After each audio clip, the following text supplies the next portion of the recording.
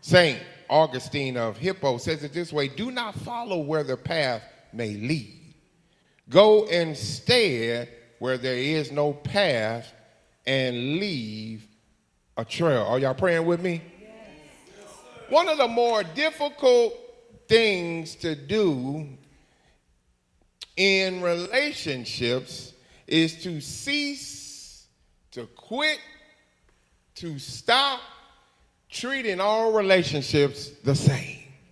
Oh, I'm going to say that again. I'm going to say that again, only for the one that's praying with me. I'm going to say it one more time. The hardest thing, the most difficult thing to do, people of God, is to, in relationships, to cease and to quit and put an end to treating all relationships the same. That is, some relationships work simply with you impressing them. They are otherwise impressed by you, Sister Scott. They're impressed by how you dress. They're impressed by how you enunciate your word. They're impressed by who you are. They just impressed because you in the room. But others, listen, it don't work that way. Some relationships require that it demands that you learn about them. They are not necessarily impressed about you. They need you to learn about them, which is a lot of work, I may admit. It's easier for me to come in the room, Sister Angela, and you just be impressed by how Pastor looks good today. What Pastor got on, what Pastor may be saying, what I may be driving, where I may live. It's easy to do that, but it's a lot harder to put in the work to learn about you, Sister Angela. That requires a little bit of work on the part of me. However, faculty, listen, it facilitates, here it is, people of God, it facilitates, if I learn about you, general and actual genuine connection. If I learn about you, if I learn about your background, if I learn about your upbringing, if I learn about your education, if I learn about your family, if I learn about what makes you work, what makes you tick, what you like and what you don't like, it actually facilitates genuine connection. Come on, say connection. Oh, I'm just going to run down a couple of examples and we're going to keep this sermon moving. I'm talking to the brothers on this morning. When you had your eye on that particular girl that made your heart beat. Or Brother Anthony, he just got married. He know what I'm talking about. She make your heart beat. Yeah. She make you, when she come in the room, you know, you skip a beat a little bit. Your heart kind of flutters a little bit. But here's the question. Can you learn about her? Are you willing to learn what makes her tick? Are you willing to, how best to serve her? How best to deal with her? I'm talking to the women on this morning, the women that always think you're right. I'm going to turn around. The women that think he ought to just be impressed by the fact that I entered the room. But I want to ask the ladies on this morning, can you learn about your man? I know your homegirl said, this is how I treat my man. I know your homegirl said at the job, this is how I talk to my man. This is what I offer to my man. I'm going to mess up. This is how I go to bed with my man. This is what I wear. But can you learn, ladies, what your man likes? Can you learn the perfume and the cologne and how he wants you to come to bed?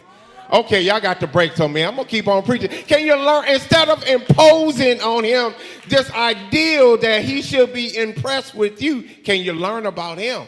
Okay, y'all don't like that. I'm talking to some parent. I'm talking to some parent on this morning. You want your kid to be impressed by your life. You want your kid to be impressed by the accomplishments that you have made. But I'm asking some parent on this morning, can you slow down and learn about your kid? I know you want to treat all your kids the same. Grandmothers want to do that too. My grandma wanted to do that too. She gave all of us a quarter, but some of us all didn't want a quarter.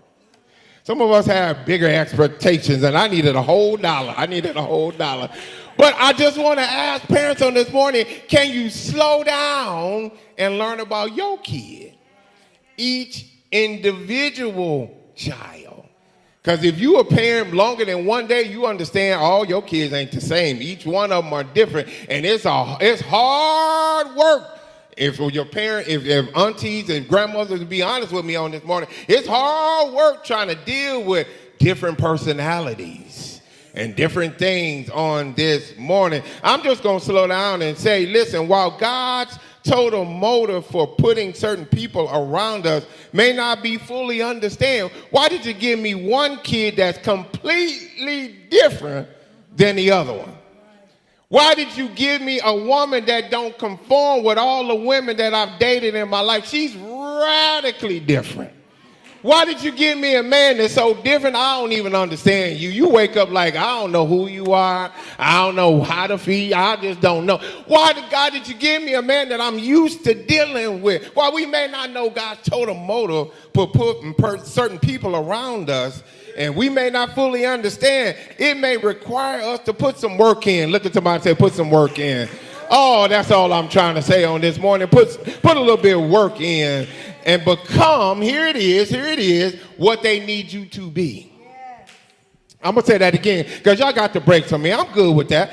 Put in some work and become who that opposite child is. Needs you to be mom.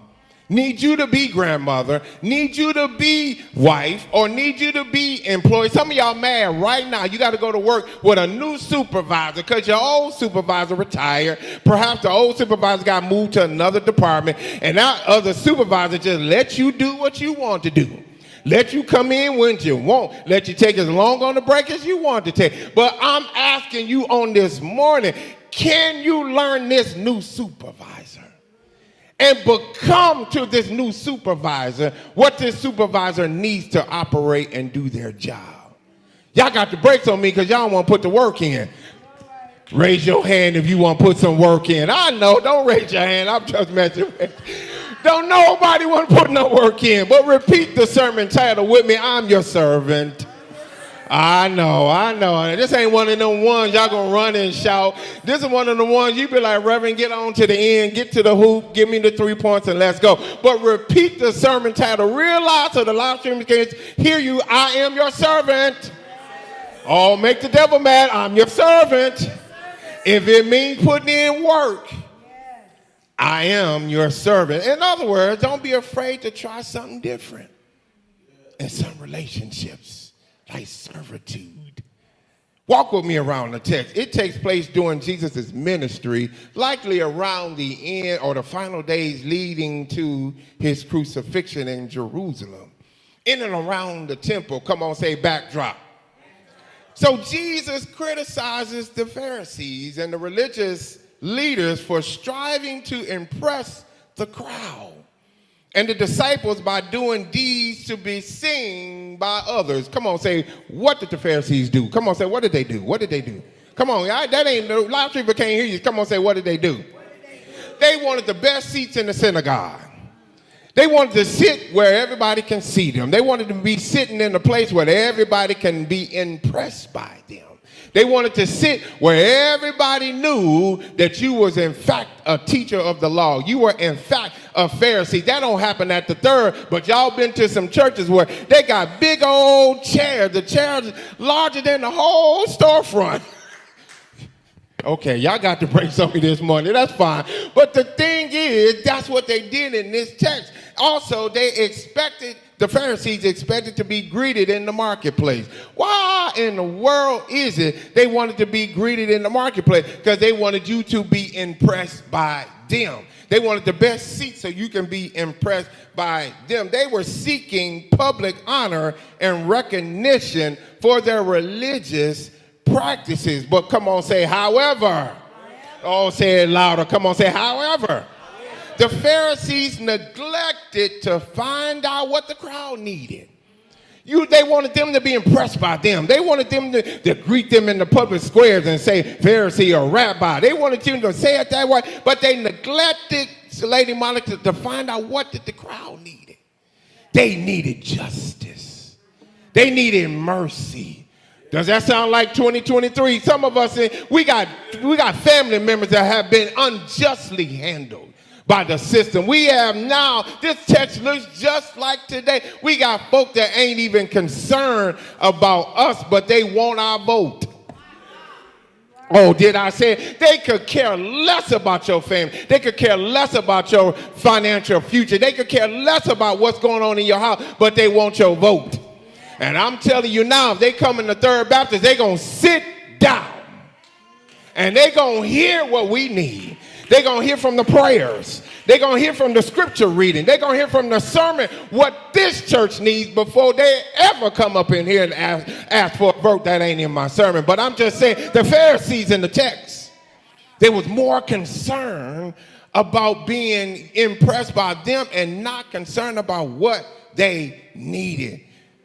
So the act of the Pharisees treating all the crowds the same clearly showed that they were not interested. And that's a shame in the text. They were just not interested. And people who always grabbing for power, and people who always want your vote, and people who they are just not interested in becoming, here it is, a servant leader. Now, we dealing in the day, I understand, we like rock star pastors. I get all of that. I understand y'all like him, I like him too. He's kind of sweet. You're rolling up in your Rolls Royce. But more importantly, when the vicissitudes of life come to your house, and when things come to your house, and when you need somebody to pray with you, when you need somebody to go down to the courthouse and be a witness for somebody that you love, when you need somebody to come to the hospital room and pray with you and your family, when you need somebody to go to the school and advocate for your kids so they don't get cut up, I don't need a rock star pastor, I need a servant leader. Holler back at me, I'm your servant. Come on, holler the servant. Come on, say, I'm your servant. So Jesus warns us, the third. He warns us, people of God, not to follow after the Pharisees. Example, instead, he emphasized that with genuinely, if you show servant leadership, you show servant leadership, number one, by, come on, say, sincerity. Oh, loud, yell it loud so the live stream can hear it. Come on, say sincerity. If you're close enough to somebody, bump them, say wake up, wake up, wake up. Say, come on, say sincerity. Matthew, I'm in the text. Come on, media team, help me out. Matthew 23:3. It said, and therefore, whatsoever they bid you observe, underline if you got your Bible, observe. And do, but do not ye after their works, for they say and do not. In other words, this is what he's saying. This is what Jesus is saying to us on this morning. He's saying, be careful because their behavior is always contradictory to what they're asking you to do. In other words, he's saying they behave in a one way and ask you to do stuff they failed at. How many of y'all grew up in the church where they asked them to do a 3-day fast and you found out the leader was eating at McDonald's? They failed at it. Go and let them down. Let them down off the cross. Forgive them. But Jesus is saying, be careful. Because when I'm your servant, I don't ask you to do something that I failed at myself. I ask you to do stuff that I'm believing God we're going to do together. Come on, look at somebody and say, we in this thing together. If we fast in 3 days, I'm going to turn down my plate. You're going to turn down. We're going to do this together. If you need a healing in your body, we're going to pray together. If you need breakthrough in your house, we're going to pray together. If you need peace in your mind, we're going to pray together. Look at somebody and say, I'm your servant. We got to do this thing together. But it requires, come on, say sincerity. In other words, stop being honest about your behavior. When we come into 2024, you ought to put that down and stop perpetrating to get people to be impressed by you, talking about what you doing and you know you're not doing it. It's time to be sincere. Come on, say it's time to be sincere. And so Jesus tells the crowd that there can be hypocrisy, in leadership. Saying one thing and doing another. He said the fact that the Pharisees failed at inquiring about the needs of the crowd, yet quick to tell the crowd what they needed to do, overlooks the needs of the people. And here it is, that's unacceptable to God. When you don't care about people, God does not accept that. When you don't care what people need, God does not accept that. I know we coming into the political cycle and, they telling us what we want to hear. But if you're not concerned about my block, if you ain't concerned about my people, if you ain't concerned about my need, God is not cool with that. And I know we like to wrap around our politicians. I don't even know why I'm going here. Because some of y'all considering putting people back in office that you know ain't done no good. I want you to know on this morning, God is not pleased.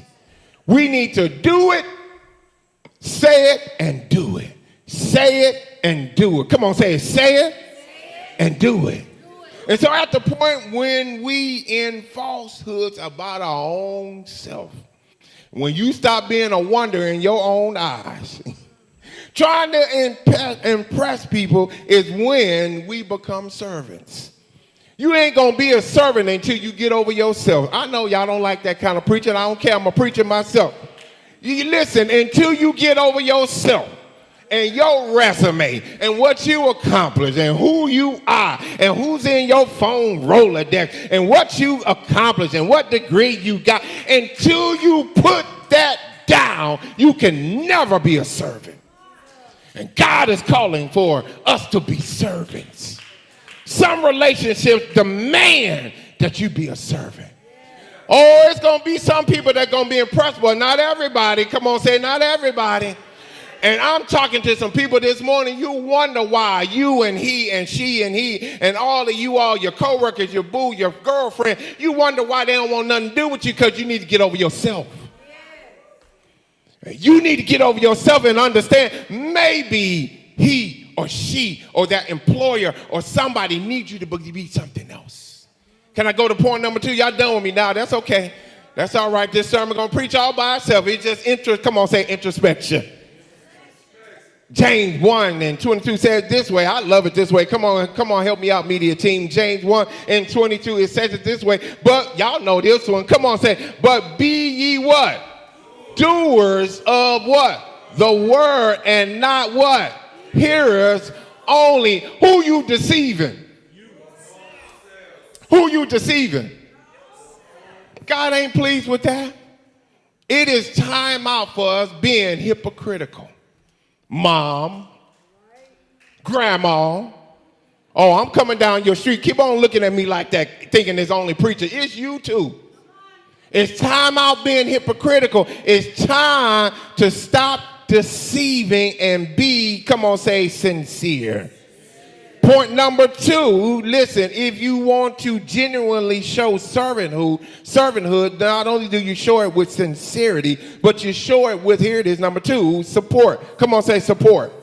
Oh, yell it loud so the live stream can hear you. Come on, say support. Look at the text. It says Matthew 23:11. But he that is the what? Greatest among you shall be your what? Oh, y'all don't like that word. Come on, yell it out. Come on, say servant. In other words, this is what it says. I love it in the Greek. It said, the one that does the greatest things around you, accomplishes the greatest feats and accomplishes financial wealth and prosperity and connections, and everybody know your name downtown Detroit. Listen, that person exists to be literally your deacon. That person accomplished all of that to help you. It's not for you. It ain't for you. It is for you to be a blessing to somebody else. It is given to you in your hand, in your Rolodex, in your company, in all your connections to open the door for somebody else. Look at somebody and say, stop being so selfish. And understand that God allowed you to get that door and kick that door and break that ceiling and go for it so that you can serve somebody else. And I use the word deacon because I'm sure Third Baptists understand that deacons serve.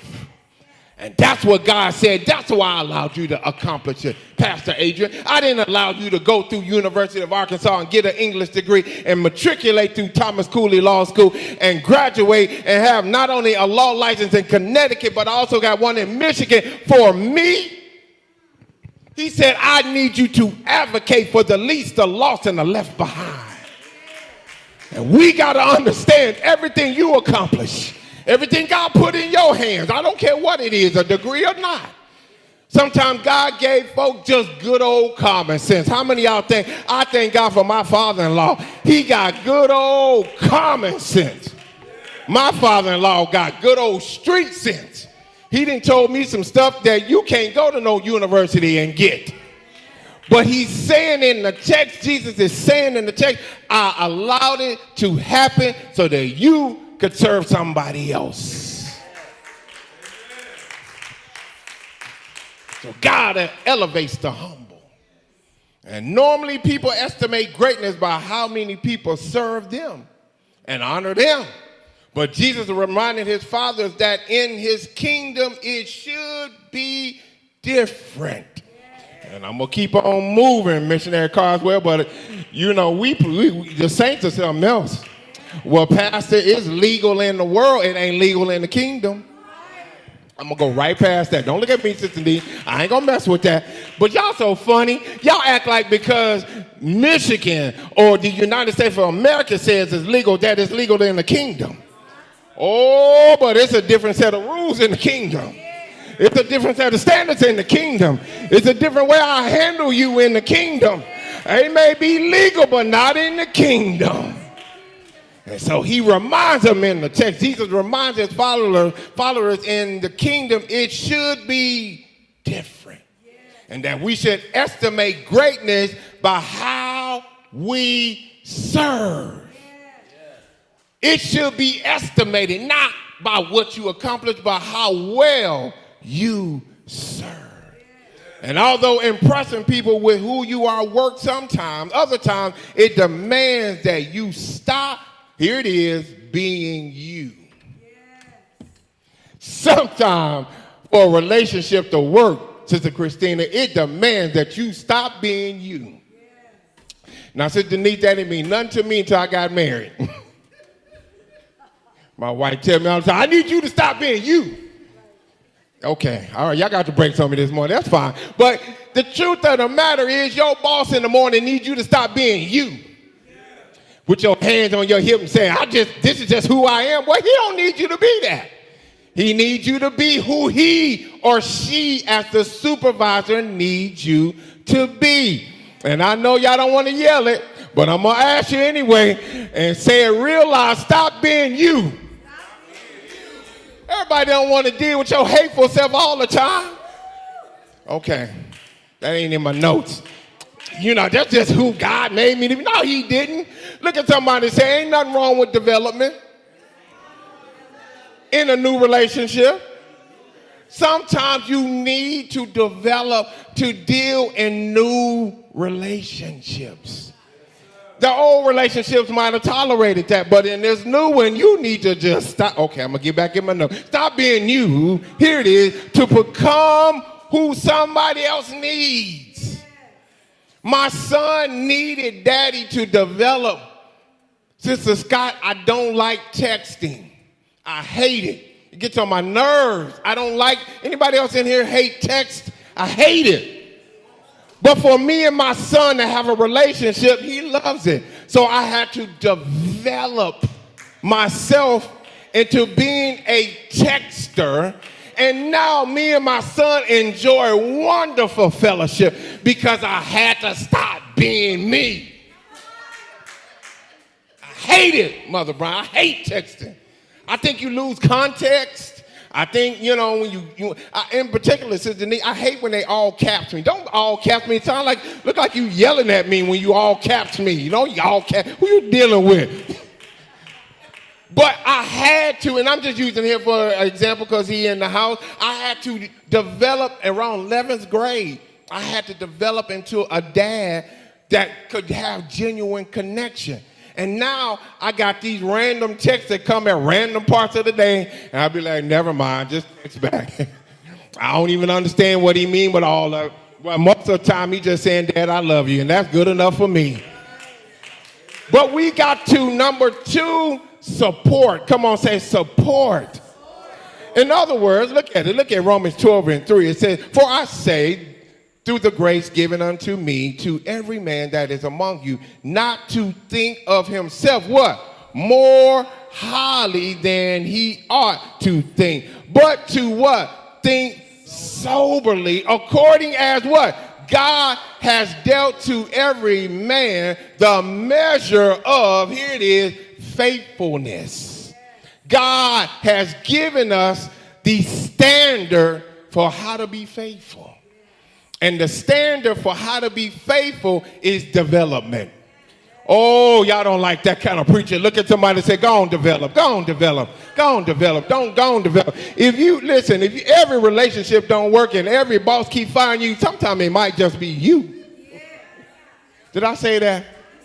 Sometimes it just might be you because you don't want to develop. But look at somebody and say, God has given us the standard of how to be faithful. And faithfulness sometimes requires development. Can I get to point number 3? I know y'all done. Y'all want me preaching? Now come next week, I'll preach a better message for you. Number three, Jesus emphasized that we genuinely show servanthood. Number 1, what? Sincerity. Come on, class, sincerity. Number 2, what? Support. And then last one, this is gonna be interesting right here. I don't know how this is gonna work. I was like, God, you want me to put this right here? Number 3, here it is, serenity. Woo, come on, yell it real loud, serenity. Woo, I'm in the text. I know y'all don't like it, but I'm in the text. Look at Matthew 23 and 23. Woe unto you, scribes and Pharisees, hypocrites. Come on, put it up there for me. What did he say? Hypocrites, for you pay tithes of mint and anise and cinnamon and have omitted the weightier matters of the law. Judgment, mercy, and faith. These you ought to have done. Look at somebody and say, you're supposed to pay your tithes. Did y'all see that in the text? Now, for some of y'all saying, you know what, tithing ain't in the New Testament. There it is right there. Because Jesus had an opportunity to say tithes was not required. I know y'all don't like that, but it's in the New Testament. But he said what? He said, this is what you're supposed to have done. But don't leave justice and law and judgment and mercy undone. While you're tithing, be fair. While you're tithing, don't be so judgmental. While you're tithing, you follow what I'm saying? In other words, he said, don't leave it undone, Pharisees. You want us to celebrate you by sitting in the best seats. You want us to celebrate you by calling your name, Rabbi in the market square. You want us to celebrate you because you observing the tithing. But he said, ain't nothing wrong with that. But don't forget the weightier matters of justice and mercy. He said, listen, the truth of the matter is, this is a little dirty little secret right here, Lady Monica. He said, really what the Pharisees have done as it relates to justice and mercy and not doling it out and not giving it out, they've forgiven themselves. They figured out a way to forgive themselves about the more serious thing. But if you don't mind, just think to yourself, what have you forgiven yourself and not done it? What have you given yourself a green light and not done it? What have you said, the Lord knows my heart, and you didn't do it? Don't look at the Pharisees like that, because we got some Pharisees right now in the church. Right in the church house. You forgiven yourself and said, the Lord knows my heart. But you got to yell it out one more time, I'm a servant. I know. I would love to say the Lord knows my heart, but the truth of the matter is I'm a servant. So impressing people with the fact that you keep some of God's law may impress some. Keeping other laws is what preserves, here it is, peace. And some of the stuff you letting yourself off the hook with is disrupting peace. And I sure hated to be around some of the Thanksgiving table. Some of us have disturbed and agitated and got on folk nerve because you all want to recognize one part of God's law. I'm in church. I recognize Holy Communion. I'll pay my tithe. But the other stuff you forgot. And he's saying, don't let yourself off the hook. Don't forgive yourself. Because the stuff that you need to work on and develop and do better in is going to preserve, come on, say peace. And so we serve each other by not agitating each other. Here it is, over trivial stuff. I don't particularly like these new haircuts, but that's trivial. I don't particularly like all the clothes the kids wear, but that's trivial. I don't particularly like all the loud music when I'm in my house and I'm trying to relax with my boo and we chilling back and I got to hear your son's loud music in his car because he just bought it and mama bought the stereo system. I don't want to hear it, but come on, say that's trivial. What can we do to preserve the peace? And when we preserve peace, people will be more interested in your presentation about the Christ that you love. Nobody want me bothered with you and you agitated because of their hairdo. I don't like it either, but I want peace. I want to be able to present the Lord of my salvation to you. I want to be able to offer Christ to you. So sometimes you just got to close your eyes and say it under your breath, but say, listen, man, listen, woman of God, I just want to tell you, listen, God loves you. God loves you. Anybody told you that today? God loves you. Anybody tell you you're just a beautiful man and a beautiful woman of God? God loves you. Come on, say serenity. Romans 13:8 says it this way. Oh, no man anything. What does it say? But to love one another, for he that loveth one another hath fulfilled what? The law. You don't owe anybody. You don't want to owe anybody. You don't want to owe anybody. And don't borrow money from me. Don't owe nobody. But what we should always be in constant debt to each other is what? Love. And showing love. I ain't showed you enough love. Let me hug you one more time. I ain't show you enough love together. Let me kiss you on your face and say, good to see you. I'm glad to see you in the house of God one more time. That should always be a debt that's hard to pay. So the benefits, I guess y'all done with me now. Come on, son, let's get on out of here. Give me B real quick. Listen, the benefits of being a servant, come on, son, is that it says that God said if you are his servant, come on, son, come on, let's close this thing out. That's it now, and he with me now, is that you understand that God's got better for you. And when you understand that God has better for you, it's not hard for me to be sincere. Look at somebody and say, I need to be sincere on this journey we call the walk of life. If I have a witness, I need to be supportive. Look at somebody and say, do a little bit better. Go and read some books. Go and develop yourself. Go and spend some time with some folks that you need in your life. Look at somebody and say, it ain't enough to just talk to people, but you actually got to develop yourself. I got to be supportive if I want this relationship to work. But lastly, I got to maintain the peace of God which surpasses all understanding. And if I'm peaceful, God promises some things. God promises, and whatsoever you do it heartily as unto the Lord and not unto men.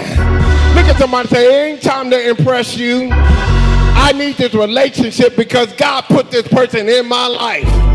So if he put him in my life, he must have had a reason for it. Knowing that of the Lord you shall receive. How many of y'all are able and ready to receive from the Lord this great reward? But it ain't gonna happen till you understand I'm a servant. When you understand that I'm a servant, I can receive God's reward. Reward that God is talking about ain't gonna happen until you become a servant. You always want me to celebrate you, but can you serve me? Can you pray for me? Can you lift me up in prayer? Can you pray for my finances? Can you pray for my mind? Can you pray over my children? Can you pray for my boo? Can you do that? When you do that, God says, I got a great reward for you. How many of y'all want God's reward? I know on your job they giving you a little raise. I understand that. And they might even gave you some keys to the room. But when you got God's reward, you can have it if you say it. You can claim it if you believe it. You can grab it if you want it. How many of y'all want God's reward? I want God's stuff. The cat of 1,000 hills belong to God. I got a finite amount of money that I can make on my job. But when I connect with God, whatever